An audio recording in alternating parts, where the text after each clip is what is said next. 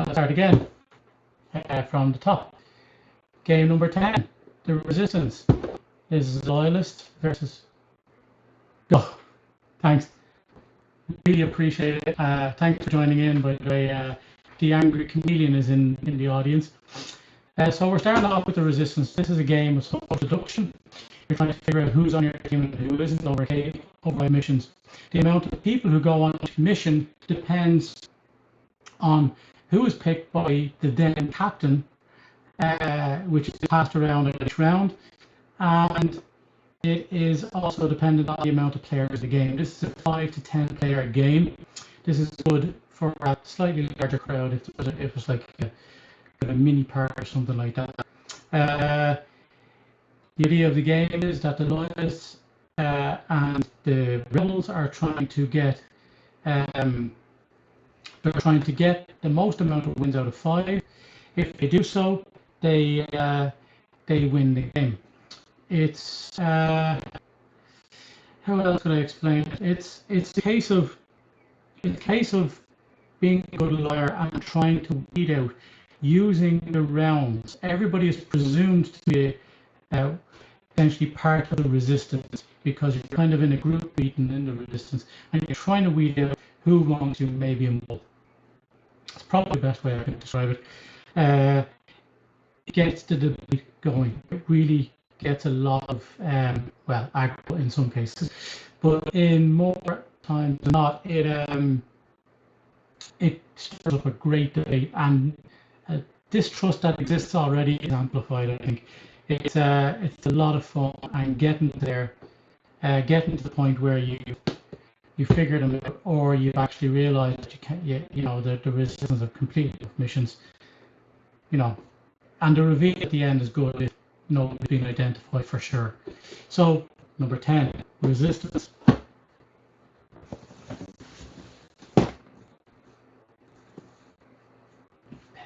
Pet the box.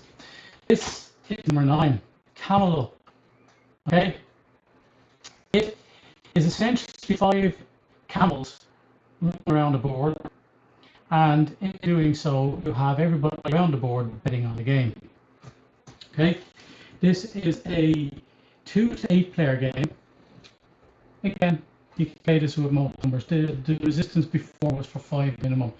This is a bit more scope in that area. Betting on them, the one with the most money at the end is the winner.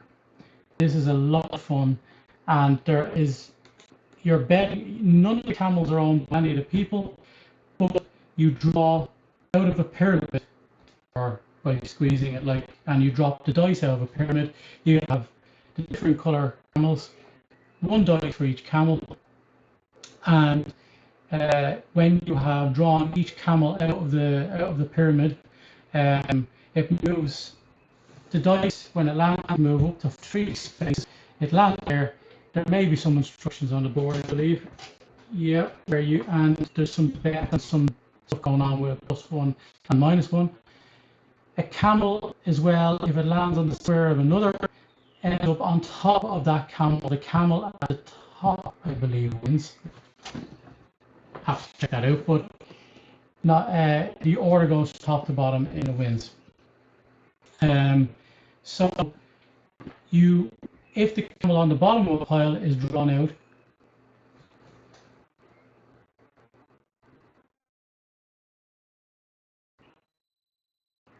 I'll tell you, I'm watching what Angry Chameleon is writing here, and to be honest, I'm saying this is better for bringing to a mate's house with people who don't play games. They get a lot of kick out of this. Some of the Resistance stuff and some of that is a little intricate, or it's not intricate, I suppose. It's just a case of so the closest paranormal feature. I gotta put it back. So you're gonna get a bit mad near the top for sure. You don't like my top games.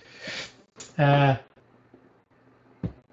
yes, if a camel on the bottom is drawn out before one's above, every one of them move.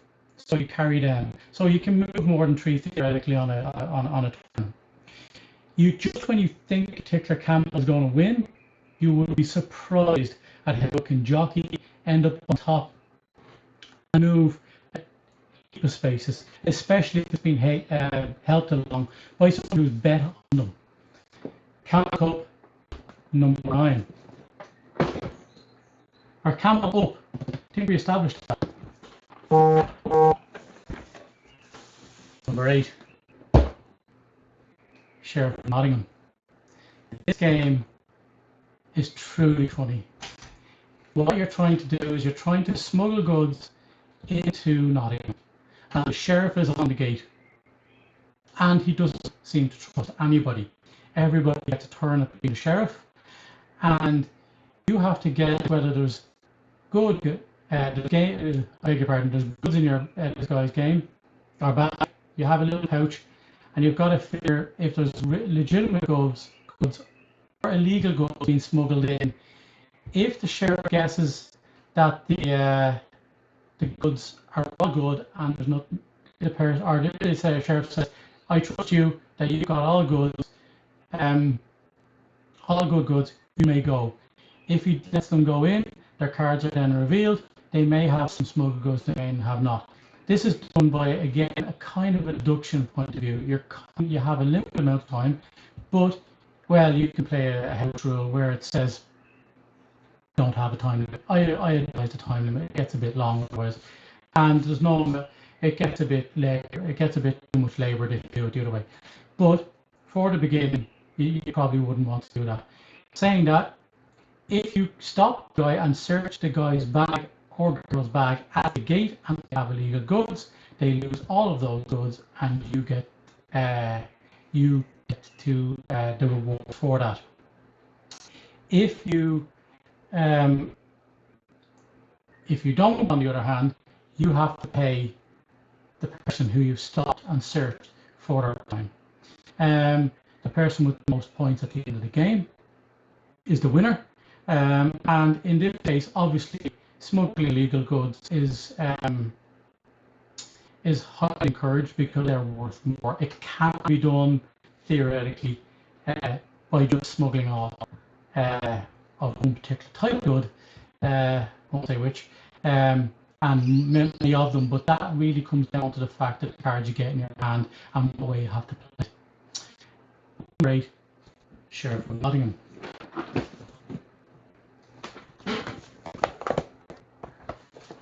This one would be higher up, but for the player count. Pandemic. Pandemic is one of the first games that got me back into gaming and gets a lot of people around the table watching it and playing it. Every time they enjoy it. It's a game that has that cooperative game, which is very good for people beginners. It has a bit of alpha gaming in there if the person who knows the most remains controlling all of the decisions. But if there's some gamers in there that who are playing together, this is good. The problem with this, it's a 2 to 4 player game, and that's not always useful when you go away or to a person's house. Might be there's normally, if you're coming over with your partner or someone that you bring with you, the likelihood is there's more than you just afford. Saying that, this is a game that works very well for beginners, and it introduces them to mechanisms that are not in normal games that they would be used to. You are trying to eradicate 4 diseases together, and to do that, you all play different roles. For example, a transporter, or a medic, or a quarantine specialist, and each does their own job together, and you work together, hopefully work together as best you can in order to eradicate the diseases. There is a lot of fun to be had in this, despite winning or losing. It took me 2 years to win for the first time. That's good and bad, but it didn't take away the fun of the game. Pandemic, number 7.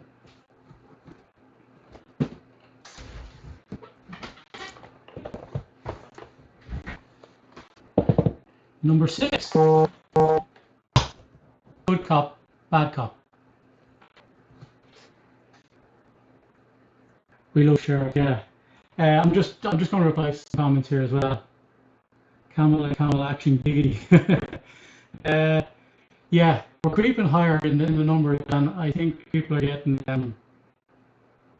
just the apples and you.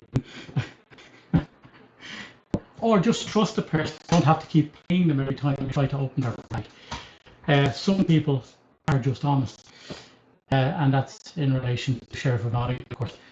This is a game I came across in Wisconsin when I was over there. I played with a friend who's also in the board game. Good cop, bad cop. Again, a hidden role game, similar in to Resistance in that respect, with more mechanisms. There's you have honest cops and you have bad cops, and the idea here is to kill the leader of the bad cops or the good cops or the honest cops by a multitude of ways. There's a number of expansions here, more of which is currently on Kickstarter. Thoroughly enjoyable, gets the debate going, and I did have a lot of fun with people who wouldn't normally be playing board games. These are ranked in that order or this order for that reason for the most part. The people who play games like this slightly enjoyed it more than, say, the ones that have gone previous. The one at the top is the one that drew the most awe when played. Good cop, bad cop. Number 5. Sorry, number 6. Number 5, Cash and Guns. Yeah, every comedian loves this because everybody is always on his side. At least in my opinion. Again, all in my opinion. This is a lot of fun. Have plastic guns. I'll give you an example of them here because they're right on top. You have plastic guns, everybody gets one, and at the end of each round, you're pointing them at the other players. You have 3 lives, and the idea is that there is loot in the middle of the table. Sorry, one is a bit behind. There is loot in the middle of the table, and you are all trying to grab that loot every round. It's played over 8 rounds for 4 to 8 people, and at the end of each round, when you're trying to grab the loot, everybody that goes 1, 2, 3 banzai, you point your gun at somebody else around the table. When you do so, you will reveal all the different people and who they're pointing their guns at, obviously, and you have to decide then there before whether you're going to drop your gun. You have, as I said, you have 3 lives. There is a double bluff here. Somebody might be loaded with a bullet, or they may be loaded with a blank. You are betting if you raise your gun, if you are not dropping your gun and somebody has their gun pointed at you, you are taking the bet that the person who has, or the people who have their gun pointed at you, have a blank in their gun. So, obviously, statistically, if more people are pointed at you, it's more likely that one of them has a bullet. The person with the most loot at the end of the game wins the game. Number 5, Cash and Guns. Number 4, One Night Ultimate Werewolf. This is so much fun. This is really a lot of fun. This works for a lot of people, up to 10 people, 3 to 10 people, so it's quite versatile. And it is easily taught. You are in a village with a number of different personalities. You have villagers, you have drunks, you have insomniacs, you have people who forget, all sorts of things like that. But amongst you, there are wolves, or a wolf, depending on the number of players involved in the game. This is a very, very popular game. It's one of the biggest selling games I know of, and even people who traditionally wouldn't be gamers tend to have a copy of one of these.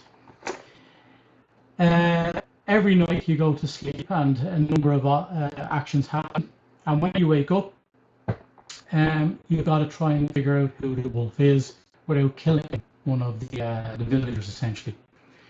But there's a number of people involved here, and their roles. For example, the tanner is a person who wants to be killed because he's kind of suicidal, and he's trying to convince you he's a wolf, but he's doing it probably subtly. The wolves are obviously trying to hide amongst the people, and there are people who just don't know. The drunk doesn't know for exactly who he is because he doesn't remember on who he was doing the night before. So it's not as straightforward as you'd imagine. But the banter every time is always a lot of fun. The people who play this game just really buy into it, and it's easily taught. It's my first one I play because it really breaks the ice when I arrive. One Night Ultimate Werewolf, number 4. Number 3, Bang the Dice Game. Bang the Dice Game is a dice rolling game, and it involves sheriffs, outlaws, deputies, and renegades. And in the game, the sheriff and the deputies are trying to win the game. The sheriff is looking to finish up. The renegade is looking to be left with the sheriff at the end, I believe. He's trying to get everybody killed. Everybody is trying to kill somebody, but they don't reveal. Again, it's kind of a case of hidden roll, not knowing, and everybody trying to get it based on your actions. And some of your actions are purely decided by the dice rolls. You may have to take a life from somebody. You may have to take a life from somebody. You don't want to. But you have to based on the number or the symbol that come up on it. I have a number of different things happening here as well. This here was so gotten into. It invoked a small girl of about 3 years of age to say, "Daddy's got to go." She was that annoyed, and same thing happened obviously from with cash and guns for the little girl, so she was enjoying the games. But again, brilliant. Bang the Dice Game, number 3. The next one is a little, I guess, more complex than the ones that have gone before it, but it is really good. And it's when you've played some of the others, you bring this one out. Betrayal, House on the Hill. Number 2. This game is a tile laying game where you're exploring a house. Everybody's trying to get leveled up. I'm waiting for the comments. If he's still in. You're trying to get leveled up to prepare for the second half of the game, where you have the reveal of a betrayer. Once the betrayer is revealed, he leaves the room, he reads one almanac, and how he's revealed decides how the game is going to be continued. Betrayal in the House on the Hill it's just a really, really good game of medium weight, great theme, and it also offers you a little bit more complexity, but in a way, once you've played a couple of the other games, people are already buying into it and seeing some stuff that they've already seen before. The second half of the game is triggered by the haunts. You have to roll the haunts. Really not on at the moment, the Angry Chameleon, because this would really invoke a number 2. At number 2 doesn't invoke it. If you get a haunt, you roll the dice. If you roll enough digits above the haunt doesn't happen. When that fails for the first time, the haunt begins, and you find out how you ended up in the house and what's going on. From there, it's a 1 versus all, normally. And from there, you will then complete the second half of the game, which is to one side to kill all or the other side to kill all. Really, really good theme, really, really tense, and the dice rolls for the launch are just epic sometimes. Number 2, Betrayal House on the House on the Hill.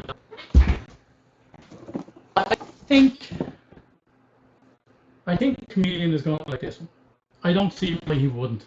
And I think the reason this is number 1 is because at the end of the day, I brought this to a party with a lot of people. This suits, or this game will cater to a good lot of people, just like some of the other ones. I believe it's 10 or above. You can up to 10 maybe. But what was good about this was that 5 people signed up initially. When those 5 people signed up, we essentially had the rest of the room within minutes standing behind them, looking at what was going on. It attracted so much attention and a lot of fun. It's not psychosis. I brought that to a party. That's my 2 weak words coming together. This one is Deception, Murder in Hong Kong. These are the games I own. These are not the top 10 games of all time, but these games are pretty much up there if I were to bring them. This is number 1 for me. This is a lot of fun. If you can get this to the table in a party, it will attract all the people who are in the party. Everybody who was standing behind the 5 initial players when I brought this to the table joined the next game. Brilliant. It's quick, it's fun, and it's another hidden role game. I do like hidden role games. You have essentially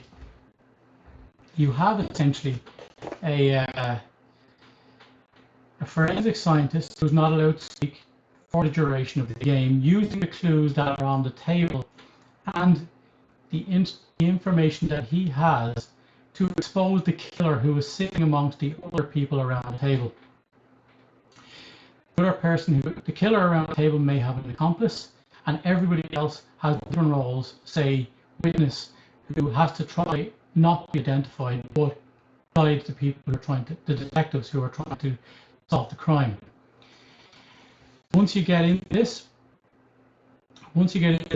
you are trying to establish which murder weapon and which place, like Cluedo, I suppose, in that respect, and by default, the person who done it.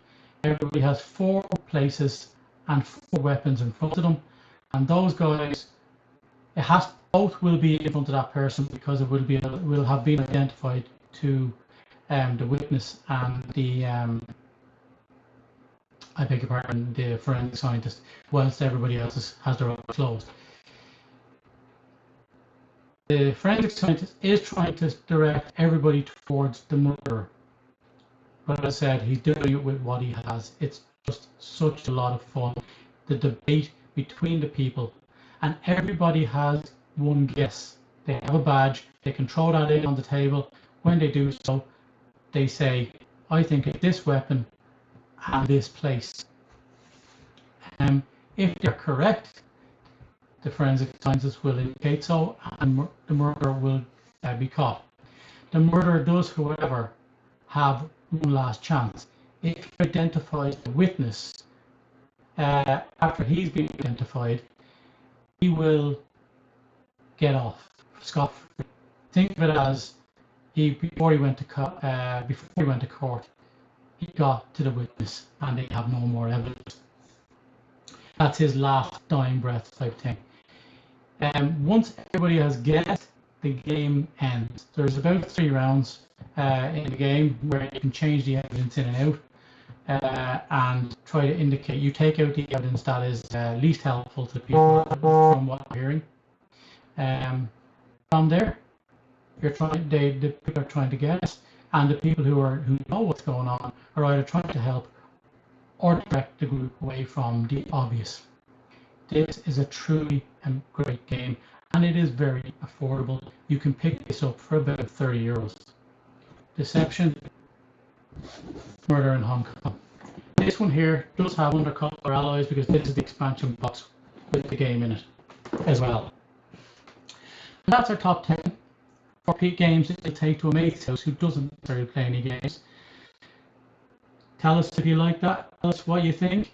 If you have any games you suggest that I own, these are the top 10 that I own. I'm only including games in my top 10 that I own for stuff like this. If there are some games you think, put them in the comments. If you're watching on Facebook, my Twitch channel is in the description below. Hit that there, give me a follow, please. I am trying to get these out. And for more content, you can also watch on Facebook, that's fine too. This is the first one. Thanks for joining me. And I'll see you next time. Thanks.